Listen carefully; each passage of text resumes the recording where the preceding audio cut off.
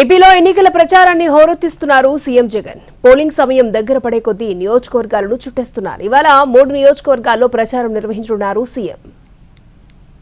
ప్రజలకు చేసిన మంచిని వివరిస్తూ విపక్షాలపై విమర్శలు సంధిస్తూ ప్రచారాన్ని ఉధృతం చేశారు సీఎం జగన్. ప్రతిరోజు 3 జిల్లాలు 3 నియోజకవర్గాలను కవర్ చేస్తున్నారు. ఇవాళ 3 నియోజకవర్గాల్లో పర్యటించనున్నారు సీఎం జగన్. ఉదయం 11 గంటలకు తూర్పుగోదావరి జిల్లా రాజానగరంలో జరిగే సభలో పాల్గొంటారు సీఎం. మధ్యాహ్నం 1 గంటకు శ్రీకాకుళం జిల్లా ఇచ్చాపురంలో సభకు హాజరవుతారు. ఆ తర్వాత మధ్యాహ్నం 3:30కు విశాఖ జిల్లా గాజువాక సభలో పాల్గొని ప్రసంగిస్తారు. ప్రతి సభలోనూ విపక్షాల టార్గెట్ గా విమర్శలు గుప్పిస్తున్నారు సీఎం జగన్. కూటమికి ఓటేస్తే చంద్రముఖి నిద్రలేస్తుందని, ప్రజలు అప్రమత్తంగా ఉండాలన్నారు.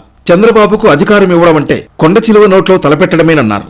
వైసీపీకి ఓటేస్తే పథకాలన్నీ కొనసాగుతాయని, పొరపాటున చంద్రబాబుకు ఓటేస్తే మళ్లీ మోసపోవడమేనన్నారు సీఎం జగన్. 59 నెలల పాలనలో 2,70,000 కోట్ల రూపాయలను ప్రజల అకౌంట్లలో వేశామని చెప్పారు.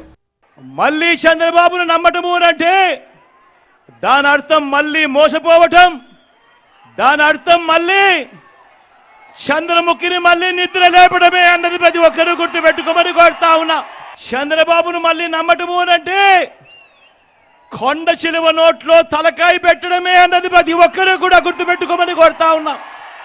ఇదే బాబు చరిత్ర చెప్పిన సత్యం. ఇదే సాధ్యం కాని హామీలతో ఆయన ఇచ్చిన మేనిఫెస్టోకు ఇదే అర్థం.